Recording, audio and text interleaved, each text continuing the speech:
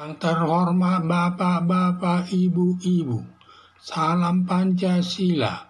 Bapak-bapak, ibu-ibu yang melihat video saya ini, tolong jangan lupa subscribe, like, dan di-share. Sifatnya gratis. Pada hari Jumat tanggal 20 Oktober tahun 2023, saya akan mengomentari masyarakat Solo melakukan topo bisu atas putusan Mahkamah Konstitusi yang mengarah ke politik dinasti. Setelah Mahkamah Konstitusi menjatuhkan putusan terkait batas umur 40 tahun atau sidang kepala daerah yang berakibat Gibran Rakabuming bisa jadi calon presiden dan cawapres presiden karena Gibran Rakabuming sedang menjabat kepala daerah Solo. Semua putusan Mahkamah Konstitusi ini tidak terlepas dari campur tangan Presiden Joko Widodo karena Anwar Usman selaku Ketua Mahkamah Konstitusi masih bersaudara dengan Presiden Joko Widodo, yaitu adik perempuan Presiden Joko Widodo, istri Anwar Usman. Akhirnya masyarakat Solo melakukan topo bisu atau atas putusan Mahkamah Konstitusi yang tidak mau mengomentari putusan Mahkamah Konstitusi. Cukup dalam hati warga Solo bahwa Presiden Joko Widodo melakukan politik dinasti. Karena lewat putusan Mahkamah Konstitusi, Presiden Joko Widodo ingin membangun politik dinasti yang bertentangan dengan demokrasi. Ada tuduhan warga Solo dan masyarakat Presiden Joko Widodo mengkhianati Partai Demokrasi Indonesia Perjuangan yang tidak tahu diri, sudah 2 periode wali kota Solo dan 1 kali jadi gubernur DKI dan 2 periode presiden, semua atas dukungan Partai Demokrasi Indonesia Perjuangan.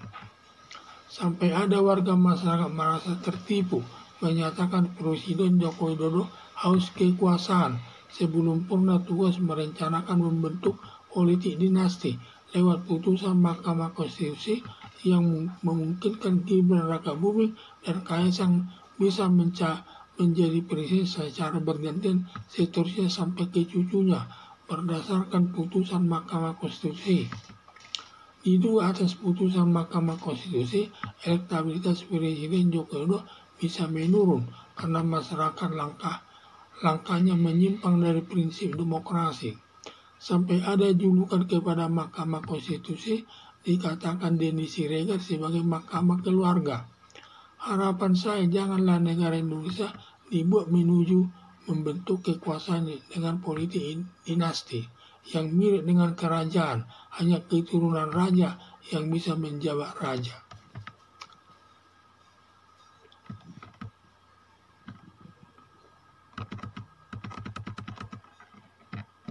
Setelah Mahkamah Konstitusi menjatuhkan putusan terkait batas umur 40 tahun atau sidang kepala daerah yang berakibat Gibran Rakabuming bisa calon presiden dan calon cawapres presiden karena Gibran Rakabuming sedang menjabat kepala daerah Solo. Semua putusan Mahkamah Konstitusi ini tidak terlepas dari campur tangan Presiden Joko Widodo karena Anwar Usman selaku Ketua Mahkamah Konstitusi masih bersaudara dengan Presiden Joko Widodo, yaitu adik perempuan Presiden Joko Widodo, istri Anwar Usman. Akhirnya masyarakat Solo melakukan topo bisu atas putusan Mahkamah Konstitusi yang tidak mau mengomentari putusan Mahkamah Konstitusi. Cukup dalam hati warga Solo bahwa Presiden Joko Widodo melakukan politik dinasti. Karena lewat putusan Mahkamah Konstitusi, Presiden Joko Widodo ingin membangun politik dinasti yang bertentangan dengan demokrasi. Ada tuduhan warga Solo dan masyarakat Presiden Joko Widodo mengkhianati Partai Demokrasi Indonesia Perjuangan yang tidak tahu diri, sudah 2 periode wali kota Solo dan 1 kali jadi gubernur DKI dan 2 periode presiden, semua atas dukungan Partai Demokrasi Indonesia Perjuangan. Sampai ada warga masyarakat merasa tertipu, menyatakan Presiden Joko Widodo haus kekuasaan sebelum purna tugas merencanakan membentuk politik dinasti lewat putusan Mahkamah Konstitusi yang memungkinkan Gibran Rakabuming atau dan Kaisang bisa menjadi presiden secara bergantian seterusnya sampai ke cucunya berdasarkan putusan Mahkamah Konstitusi.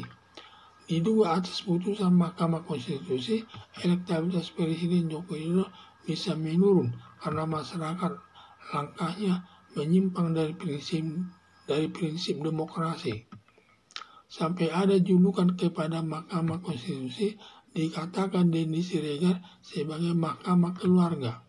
Harapan saya, janganlah negara Indonesia dibuat membentuk kekuasaan dengan politik dinasti yang mirip dengan kerajaan, hanya keturunan raja yang bisa menjabat raja. Sekian dan terima kasih.